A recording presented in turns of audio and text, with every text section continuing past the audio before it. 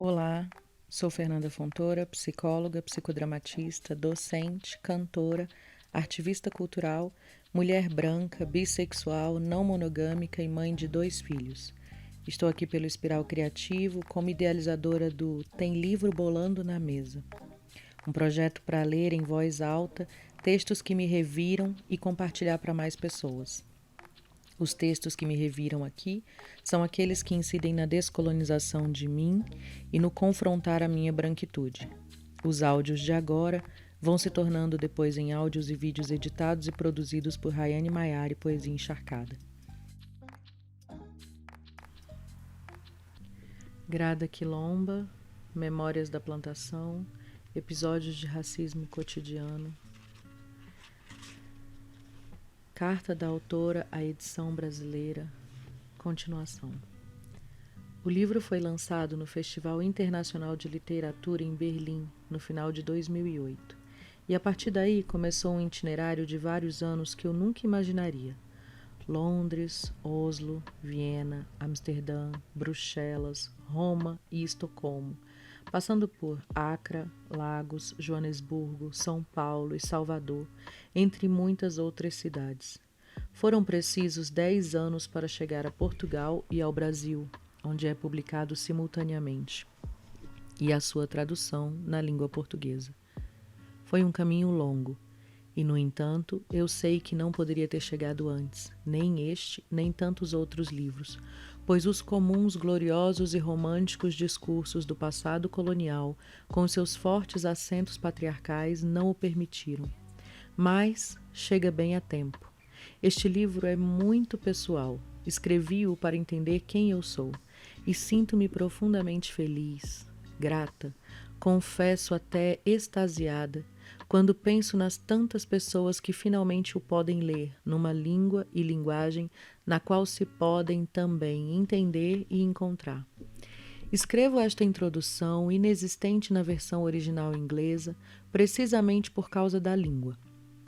Por um lado, porque me parece obrigatório esclarecer o significado de uma série de terminologias que, quando escritas em português, revelam uma profunda falta de reflexão e teorização da história e herança coloniais e patriarcais tão presentes na língua portuguesa. Por outro lado, porque tenho de dizer que esta tradução é maravilhosamente elaborada, pois traduz um livro inteiro, apesar da ausência de termos que noutras línguas, como a inglesa ou a alemã, já foram criticamente desmontados ou mesmo reinventados num novo vocabulário, mas que na língua portuguesa continuam ancorados a um discurso colonial e patriarcal, tornando-se extremamente problemáticos. Assim, as notas de rodapé que comecei por escrever para a versão portuguesa, por revelarem o meu posicionamento como autora e por ajudarem a leitura e a reflexão da própria língua portuguesa, acabaram por ser introduzidas no próprio texto e explicadas no glossário que se segue, por ordem cronológica de ocorrência. Não posso deixar de escrever um último parágrafo, para lembrar que a língua, por mais poética que possa ser, tem também uma dimensão política de criar, fixar e perpetuar relações de poder e de violência, pois cada palavra que usamos define o lugar de uma identidade. No fundo, através das suas terminologias, a língua informa-nos constantemente de quem é normal e de quem é que pode representar a verdadeira condição humana. Glossário. Sujeito. No inglês, o termo subject não tem gênero. No entanto, a sua tradução corrente em português é reduzida ao gênero masculino, o sujeito, sem permitir variações no gênero feminino, a sujeita, ou nos vários gêneros LGBTQIA+, e sujeitos, que seriam identificadas como erros ortográficos. É importante compreender o que significa uma identidade não existir na sua própria língua, escrita ou falada, ou ser identificada como um erro. Isto revela a problemática das relações de poder e violência na língua portuguesa e a urgência de se encontrarem novas terminologias. Por esta razão, opto por escrever este termo em itálico, sujeito. Objeto. Object, assim como subject, é um termo que não tem gênero na língua inglesa. No entanto, a sua tradução corrente em português é também reduzida ao gênero masculino, o objeto, sem permitir variações no gênero feminino, a objeta, ou nos vários gêneros LGBTQIA+, es objects, expondo mais uma vez a problemática das relações de poder e violência na língua portuguesa e a urgência de se encontrarem novas terminologias. Além disso, parece-me importante lembrar que o termo object vem do discurso pós-colonial, sendo também usado nos discursos feministas e queer para expor a objetificação dessas identidades numa relação de poder, isto é, identidades que são retiradas da sua subjetividade e reduzidas a uma existência de objeto que é descrito e representado pelo dominante. Reduzir o termo à sua forma masculina revela uma dupla dimensão de poder e violência. Por ambas as razões, opto por escrever este termo em itálico, objeto. Outra.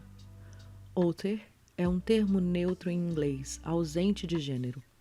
A sua tradução, em português, permite variar entre dois gêneros, a outra, o outro, embora seja parcialmente satisfatório, pois inclui o gênero feminino e põe-no em primeiro lugar, não deixa de o reduzir à dicotomia feminino versus masculino, menina versus menino, não permitindo estendê-lo a vários gêneros LGBTQIA+, es outros, expondo mais uma vez a problemática das relações de poder e a violência na língua portuguesa. Por estas razões, opto por escrever o termo em itálico e entre aspas, outra. Negra. Black, em inglês, é um termo que deriva do movimento de consciencialização para se distanciar radicalmente das terminologias coloniais correntes até os anos 1960, como The Negro ou N-word. Comumente, este termo é escrito com B maiúsculo, black, para sublinhar o fato de que não se trata de uma cor, mas de uma identidade política.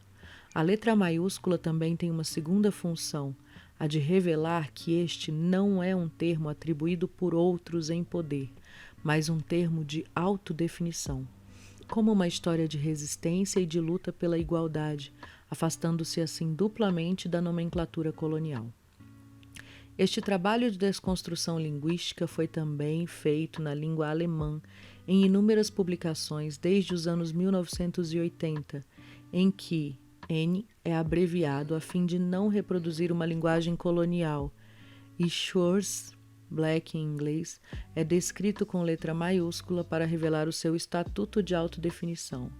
Em português, no entanto, deparamos com um imenso dilema teórico, pois o termo black é traduzido para negra, negro, e embora este seja usado como um termo político na língua portuguesa, está invariavelmente ancorado na terminologia colonial e, por isso, intimamente ligado a uma história de violência e desumanização.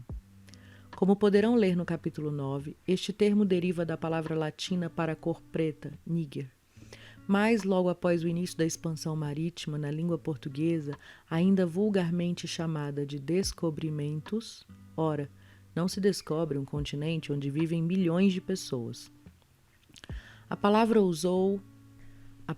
passou a ser um termo usado nas relações de poder entre a Europa e a África e aplicado aos africanos para definir o seu lugar de subordinação e inferioridade. Em português, no entanto, essa diferenciação parece não ter sido feita, pois, embora esteja intimamente ligado à história colonial negra, tem sido usado como único termo correto. Para problematizar esse termo de origem colonial, opto por escrevê-lo em itálico e em letra minúscula, negra. P. Por outro lado, em inglês e alemão, usam-se as abreviaturas N-word e N. respectivamente, a fim de não se reproduzir a violência e o trauma que a palavra implica. Esse termo é traduzido para a língua portuguesa por P.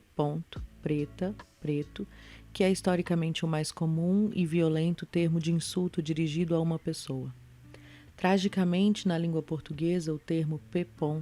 É usado arbitrariamente no dia a dia, ora como insulto direto, ora como forma indireta de inferiorização e objetificação. As, os, p. Mas o termo, mais do que isso, está intimamente ligado à história das políticas de insulto e ao racismo diário na língua portuguesa. Por essas razões, para me afastar dessa terminologia racista, assim como para não reproduzir a imensa violência e o trauma que o termo envolve, opto por escrevê-lo em itálico, abreviado e em letra minúscula. No texto, a utilização das abreviaturas N. e M. em letra maiúscula é deliberada sempre que se trata de citar as mulheres entrevistadas e de analisar as entrevistas, pois trata-se de um trabalho de desmontagem da língua colonial que ao mesmo tempo representa resistência. A abreviatura P é utilizada quando cito textos de outros autores. M. Mestiça, mestiço. M. Mulata, mulato. C. Cabrita, cabrito. Na língua portuguesa, nos deparamos quase com a ausência de um termo que não esteja nem ancorado à terminologia colonial, negra, negro, nem à linguagem racista comum, P. ou a uma nomenclatura animal. Quanto a esta, confrontamo-nos com uma longa lista de termos frequentemente usados ainda hoje na língua portuguesa, que tem a função de afirmar a inferioridade de uma identidade através da condição animal. São termos que foram criados durante os projetos europeus de escravatura e colonização, intimamente ligados às suas políticas de controle da reprodução e proibição do cruzamento de raças, reduzindo as novas identidades a uma nomenclatura animal, isto é, a condição de animal irracional, impuro.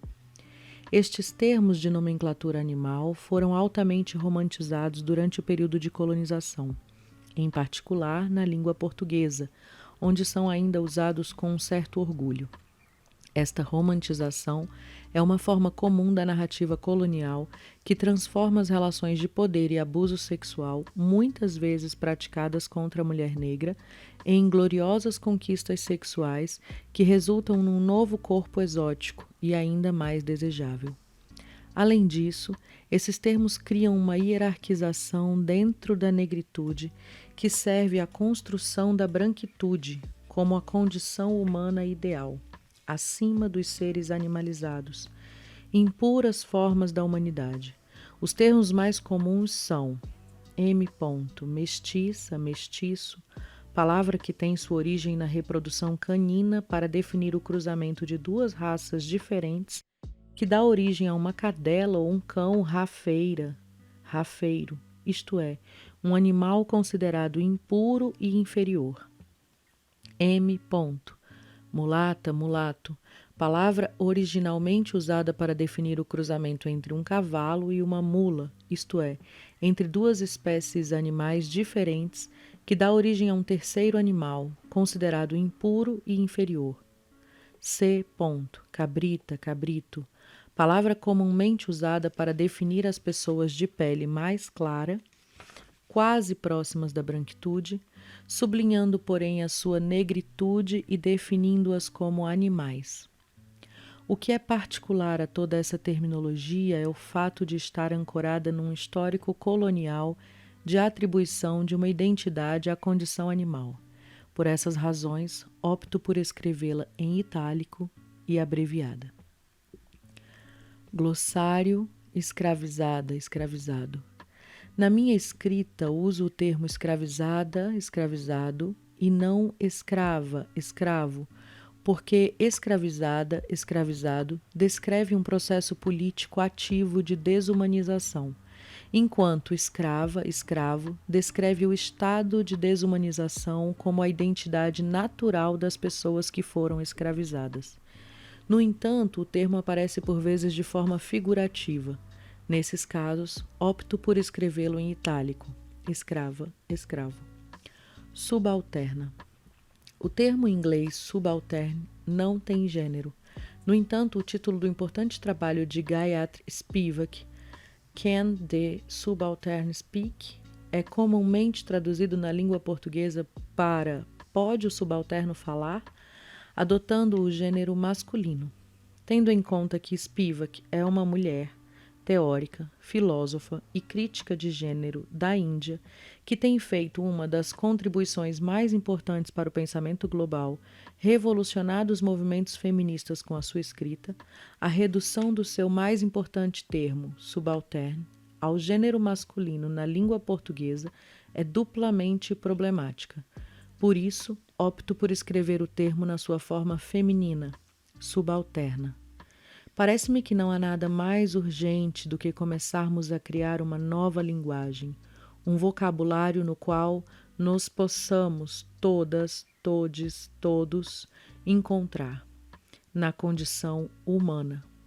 Com um abraço, Grada Quilomba, Berlim, 23 de janeiro de 2019.